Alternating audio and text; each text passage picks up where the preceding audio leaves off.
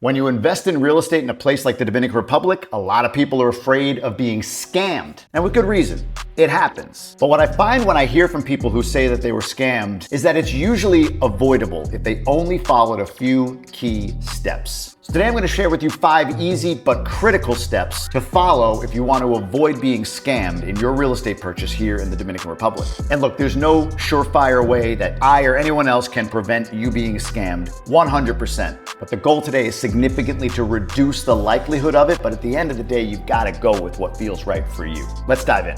The first thing to keep in mind is that you hear about the scams. What you don't hear about is about the thousands of people who go out, they put a down payment on a place, they make their payments, and it's delivered to them around when it should be. That happens every day, all day. But that's not sexy or interesting, so there's not going to be articles posted and nobody's going to make a lot of noise about how great it was that what I expected to happen happened. But when it doesn't happen, boy, are you going to hear about it. I say that just to make sure as we talk about these 5 steps, remember, most transactions are legit. Overwhelmingly most. But even one scam is too much. So let's just not be scammed. Here's my first step. Don't go directly to the developer. When you come down to the Dominican Republic or maybe Jamaica or other countries like it, developers are putting out promotions for you to come in, check out a property they're putting together. They'll even go over terms and it's really easy to finance with them. And that's all great. And look, there are incredible developers here for sure. Way easier to vet if you happen to be here. But you probably aren't. You probably live in the United States and you're doing this from afar. Even if you come visit, you're having to do all of this work from there while it's happening here over the next few years. Some of you may have already worked directly with developers that have done a great job for you. Keep on going. But for the rest of you, I would go with a realtor. The realtor to me is the tip of the spear. They've got their ear to the ground. They know what's going on. They know who the right ones are, who the not so great ones are. They know whether or not a developer or construction company is financially viable or if they're struggling. They're an incredible resource for you to put a layer between you and the developer and make sure you're protected. So my suggestion, number 1, don't go to the developer. But just going with a realtor isn't a great move either, which leads me to number 2, which is get a great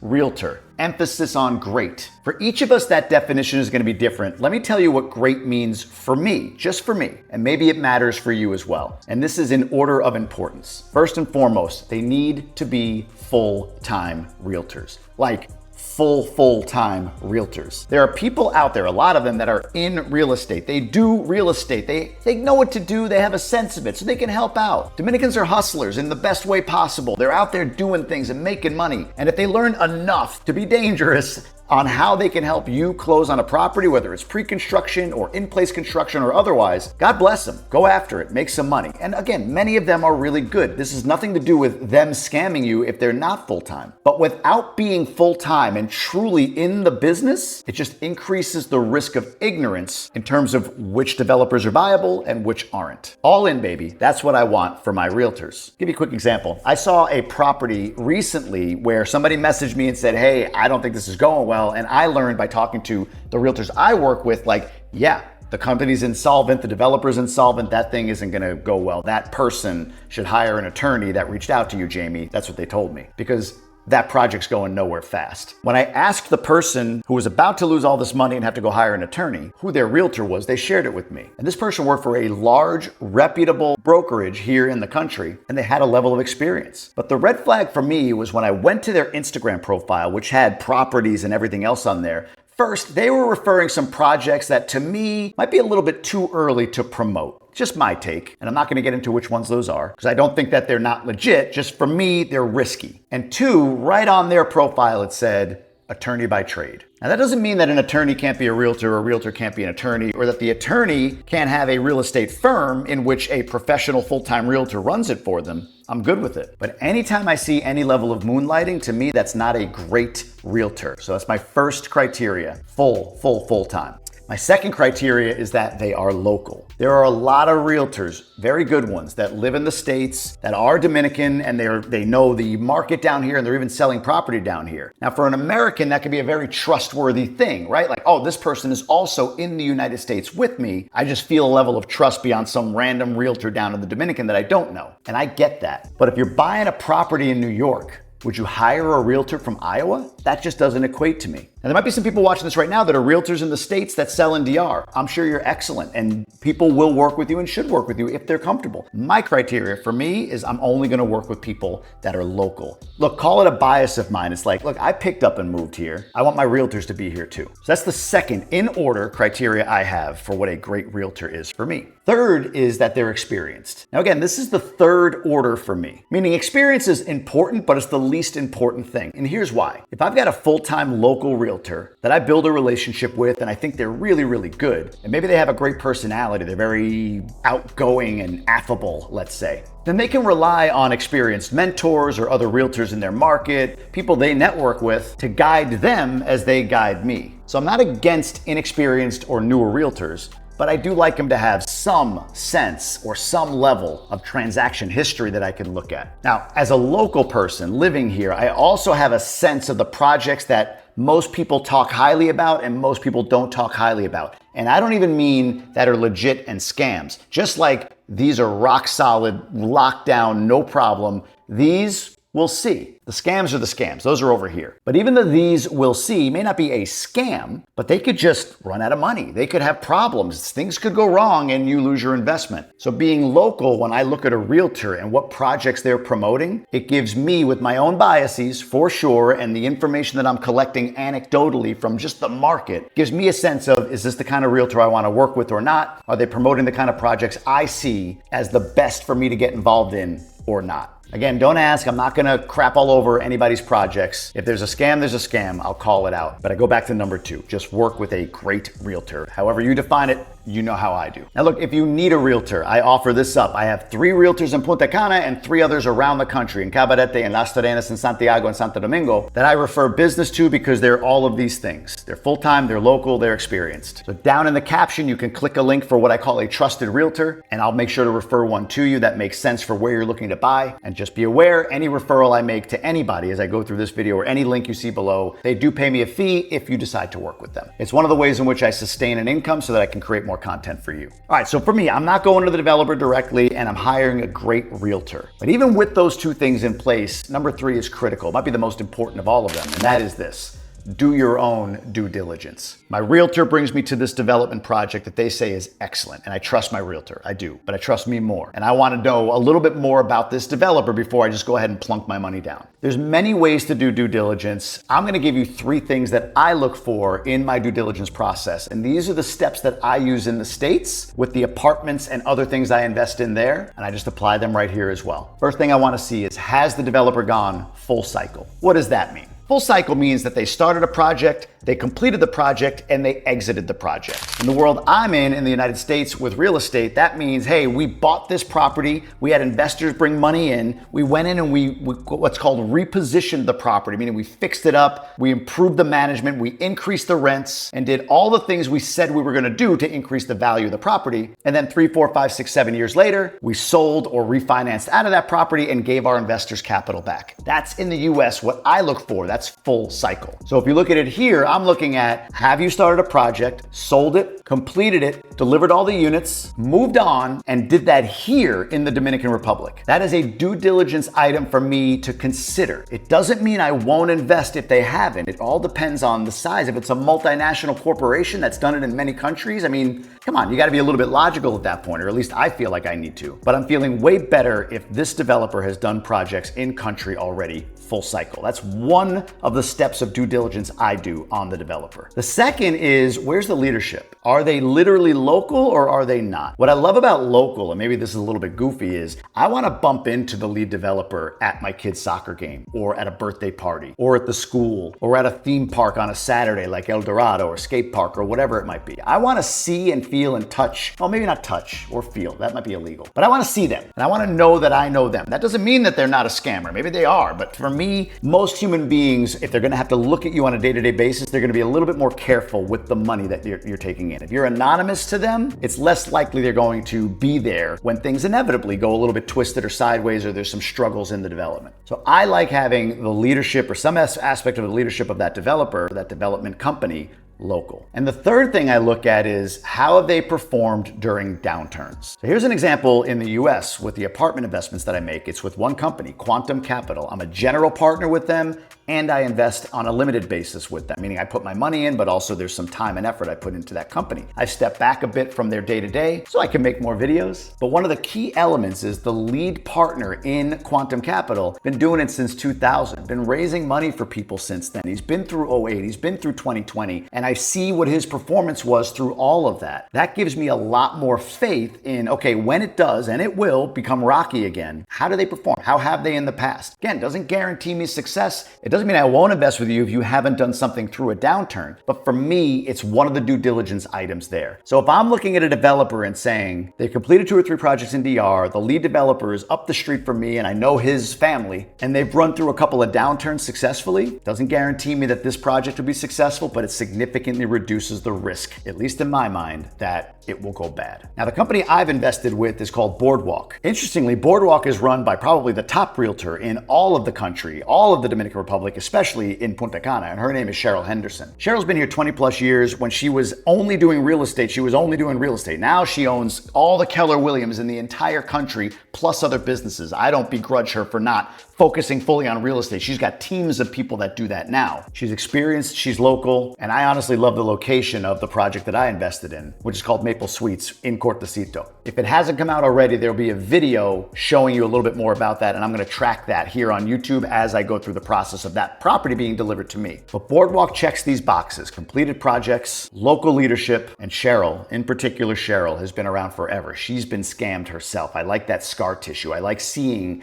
that the developer that's building the property where I'm putting my time, money, and energy has been beat up a little bit. Sorry, Cheryl. Your trauma is to my benefit. Look, down below is a link if you want to get information from Boardwalk directly. If you say, hey, you know what? I want to see what you're investing in. Let's talk to them. Click the link below and they'll reach out to you. And again, if you decide to do business with them, I'll receive some sort of compensation. I just want to be really clear on that. All right, so you went around the developer to get to the realtor who referred you a developer where you did all this due diligence and you said, I'm comfortable putting my money with this company. The fourth step, critical but easy, is insist upon certain contract language. There are 2 key aspects of the language in the contract that I think are important. For me, maybe it is for you. Before I tell you what they are though, I do have one ask. I'd love for you to subscribe to this channel if you haven't already. About 70% of the people watching this aren't subscribed, and I hope I can earn your subscription one day. Maybe that day is today. But somewhere down here or up here or over here, somewhere there's a subscribe button. In fact, I'm told YouTube highlights it when I say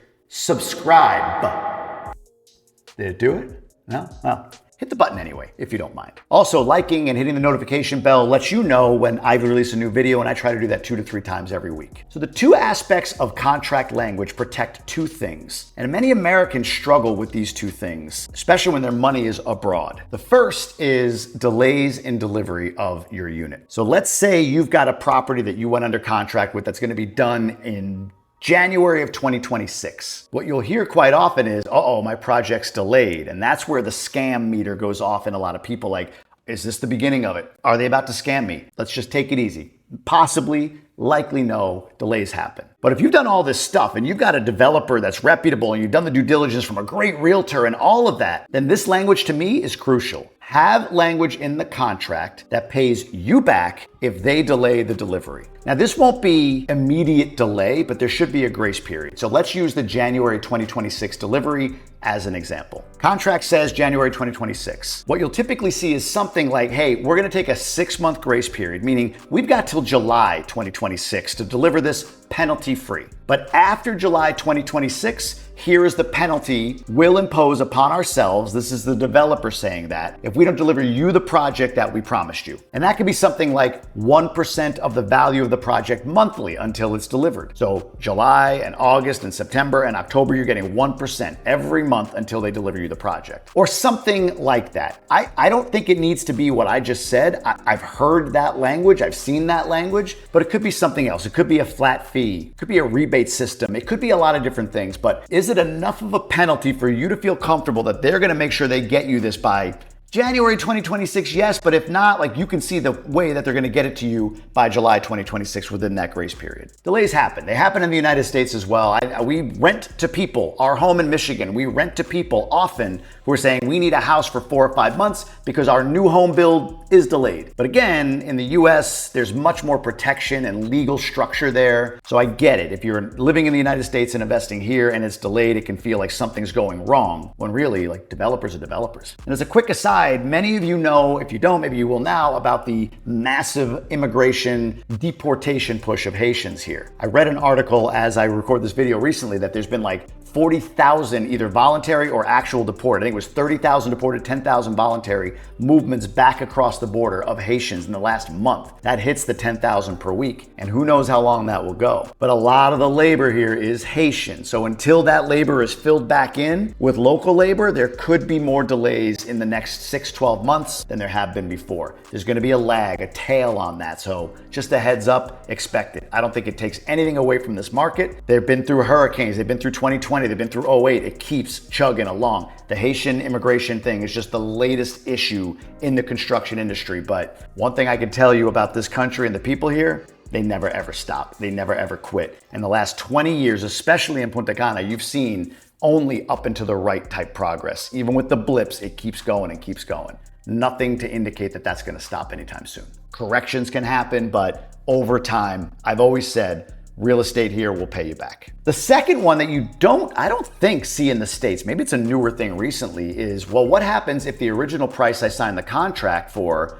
goes up? For many of you, they'll be like, whoa, whoa, whoa, whoa, whoa. It's a contract. It's a contract. If I signed it, that's what I'm paying. Unless I make a change and upgrade the countertops or something, no one's changing the price on my deal. You're so cute. Again, maybe in the US that's the case, but here it's not. In the Dominican Republic, when you buy a pre-construction project that's going to be delivered later, there needs to be a stipulation in the contract for what happens in the case of inflation. Now, loose contracts will have something like price could change before delivery no more than X. And that's fine, but like based on what is what I would want to know. Like, when do you decide that it's going to go up and how do you decide that it's going to go up? And where can I see whether or not you're telling me the truth? What many contracts will say is if inflation goes up over a certain percentage, let's use 10% for a sustained period of time, maybe 3 to 4 weeks, every percentage point above that will be attached to the price of the property. So if you bought a property under contract for $100,000 and inflation hits 11%, the first 10 they absorb, but you're paying 1% more on the property, which could be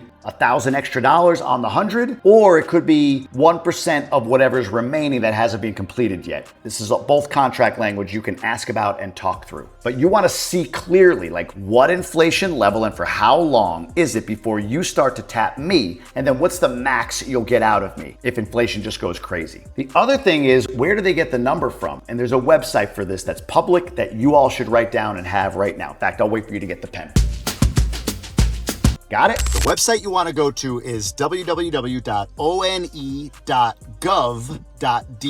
This is the Office of National Statistics, and they publish a report every month outlining everything you need to know about inflation. I would suggest having this site as the reference in the contract. You go there, it'll show you all the trends on construction prices, inflation, and so on and so forth. And you can use this to go to your contractor and say, hey, look, this is what we agreed in the contract we're gonna use. You're telling me a different percentage than what's here. I go on this, that's what the contract says, period. So if you're reviewing the contract with the developer that you've chosen, which is reputable based on your due diligence and from a great realtor referral, you wanna see specifically how they address delays in delivery and price increases due to inflation. Now look, as it goes on, the contractor could run into some things, you could have a conversation. This happens when you're investing in the US. We call it a capital call if there's a need for it. Without getting too into the weeds on this, you just need to consult and determine whether or not it makes any sense for you to negotiate it all along the way or not. But it leads me to the fifth critical, but so simple, stupid, easy, dumb, why not, step to help avoid getting scammed on your dream purchase here in the Dominican Republic. Folks, hire an attorney.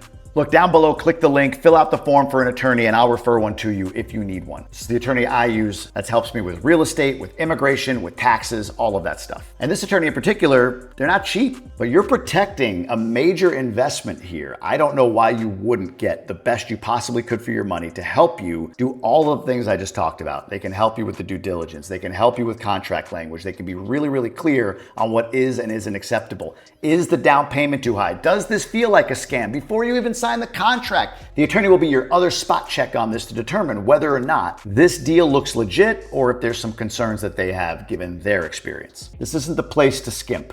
Get an attorney, have them review everything, and be there with you every step of the way. They are your protection. Just make sure they're good. And please, like the advice on the realtor, make sure they're full-time. We made this mistake. We hired an attorney in the family to help us with a few different things, one of which was working with the Ministry of Education to get all the paperwork we needed for our kids before they had their citizenship. Quick tip. If you're moving kids down here and you have citizenship for them, way easier to get them in school than if you don't. All doable, but just a heads up. But she did fine.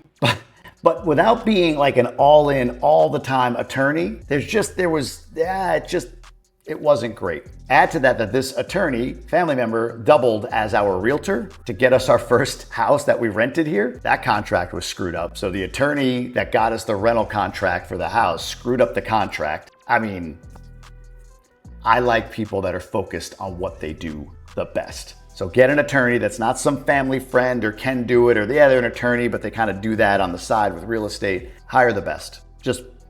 That's my advice to you. Like I said at the beginning, if you follow these steps, it does not eliminate the chance of being scammed or losing your money or something happening. Nothing will. But 90%, 80, 90, 95, whatever the percentage is, the overwhelming majority of people that buy a property here get their property here. No questions asked, no issues. And then you're dealing with this small percentage of scams or bad projects or bad developers. And to me, when you don't go directly to them and then you find a great realtor as I or you define them, and then you do these levels of due diligence, just a few questions for that developer, and you get specific language of the contractor, or see if the developer will even consider it. If they don't, big red flag. If they're not willing to put something in there to protect you, massive red flag. And then lastly, if you had an attorney spot checking all of this small group of scammers or bad projects, the chance of you investing in it gets down to almost nothing. And that, my friends, is the best way to avoid being scammed on your real estate transaction here in the Dominican Republic. The other big thing is investing in Punta Cana specifically. There's a lot of opportunity here, but there's a lot of diversity of opportunity. Like, where's the best place? Where should I not? Tap here and I'll show you all the best neighborhoods here in Punta Cana, specific to whatever your lifestyle is right now.